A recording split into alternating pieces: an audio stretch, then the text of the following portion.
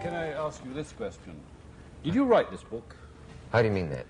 Did you sit down at a table with a typewriter and hammer it out?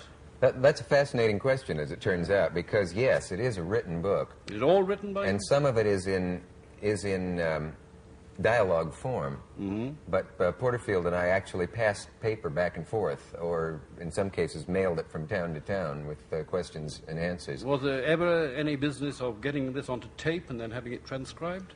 No. Once we didn't want to be interrupted, and we put on a tape recorder and went in a car for a while, but the tape recorder didn't work. It was only a little Sony.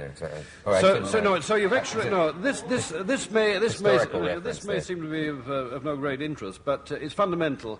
The process of writing a book is not just waiting for the muse to descend and then suddenly finding the words emerging from the tips of your fingers. It's an agonizing business. I said in one of my own books once that the writer's craft leads to addiction of various forms. It leads to addiction as far as tobacco and caffeine are concerned. It leads to constipation, impotence, diarrhea, not at the same time as the constipation, but alternatively. It's an unhealthy life. It's a very unhealthy life, sitting down, crouched over a typewriter. And have you had this experience of knowing what it's like? Have you crouched over the typewriter day after day with this work, typing it out? Yeah, I had an experience of getting a kind of high from sitting at the typewriter at times, and then afterwards a kind of fatigue that wasn't like anything I'd ever had from performing.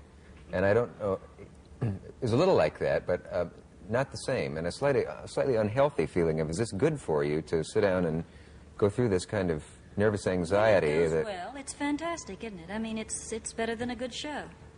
It never goes well. I don't know if sometimes you can feel it. Do you feel you're playing to an audience when you write? Do you hear? Well, you feel there's somebody over your shoulder. Yeah. The reader over your shoulder is there. And this produces very strange effects. I'm a bad writer, an unprofessional writer, in that I never keep a carbon copy. I just type the thing there on one sheet. Because when there's a carbon and another piece of paper under the carbon, I feel that that piece of paper is watching me. I feel that I'm being watched from two angles, and the copy is an intrusion on my own privacy. I know that feeling. That's very strange, because if the carbon is in there, it also seems to imply that this is going to be permanent, because we're going to keep one copy here and one here. And you don't have quite the freedom to just fool around and maybe throw... It's easy to throw one sheet away, but hard to throw two away. So you wrote with a carbon? No, I didn't. You just wrote one sheet? I didn't, yeah. I didn't realize until now why that was, but it's very... He wrote. The sections that he wrote, with all apologies to Mr. Porterfield, the sections where you've actually written yourself sound like you, and they're the best parts of the book. Your own anything that's by me is the best part of the book. Is by me. That's right, and I can tell that it's not with a tape recorder. It's obviously typewritten. You can, because some people think it's spoken. I don't think so, because I've talked to you enough to know that it's really the way your mind works.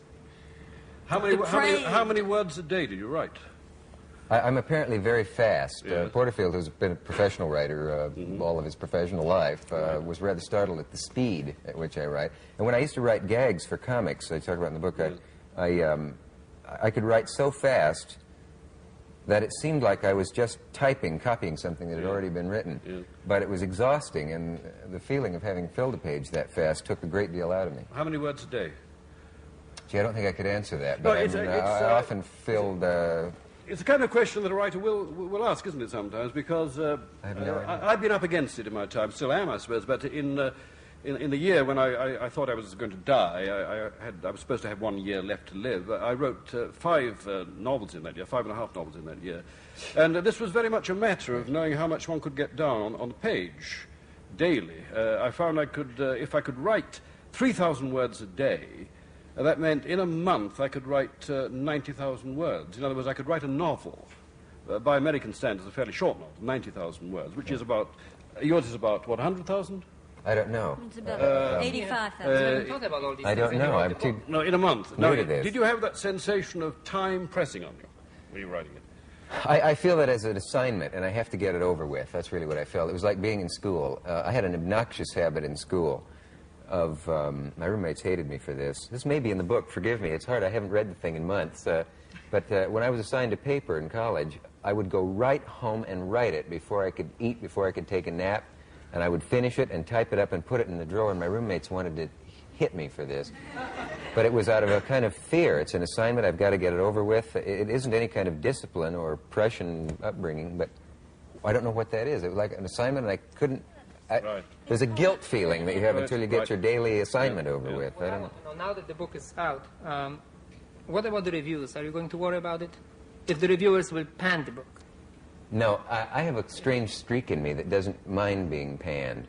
Maybe it will affect me differently in print. Maybe it'll hurt to have a book panned, where it doesn't hurt me to have a show panned. I mean, I've been on so much, and people have disliked and liked so many things that I've done, and, you know, that I'm numb to it now. Someone said you develop a callus. Actually, though, that may be like attacking a member of your family. If What would you prefer if those who are going to write about the book will say that they prefer the Cavett of the show to the Cavett who committed this book? Or should they say he should really do what Burgess says, sit down and write and forget his show?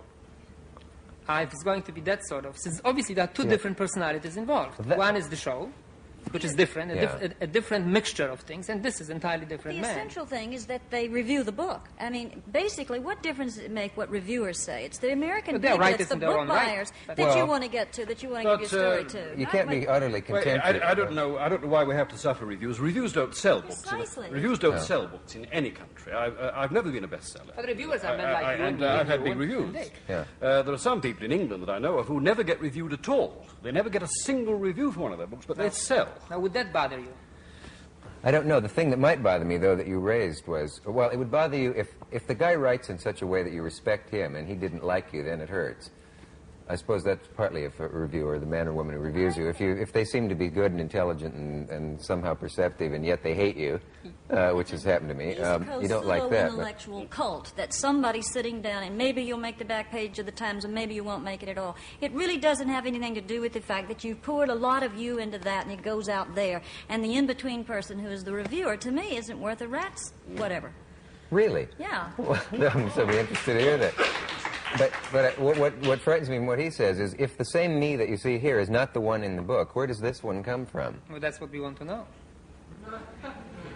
And now I'm going to remove this mask and see who I really am. That's what you did in the book. You removed the mask, and you did something that is almost un-American by our repressed standards we've grown up with. We're not supposed to admit we're ambitious. We're not supposed to admit that we want to be famous and that people are going to stop us on the streets and that we'll have money, and you do it all the way through that book. At the same time, he did something opposite. People don't do that, and you do it, and it works. There's one difference, however. He already is famous.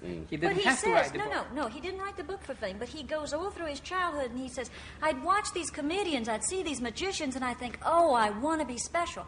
I mean, in another way, people go into shopping centers and shoot political candidates to get attention. Everybody has that in them, and so few of us will recognize it, will admit to it, will bring it out in the open and talk about it, and you did it well in this book. It's a strange thing. I find this to be a book of a book of a man whom I would never imagine to run a show like that. A man who would perhaps be after all these things, and yet extremely trembling man, insecure in a way. I mean, a man who's always looking for something and never sitting here in a seat of power. And that's the difference between the book and the way you come into the room when one turns on that gadget. And if somebody says, why don't you stay that instead of this thing you are on television? Yes, or vice versa, depending which is the real thing. I want to find someone to make that decision for me. We'll be right back after these words.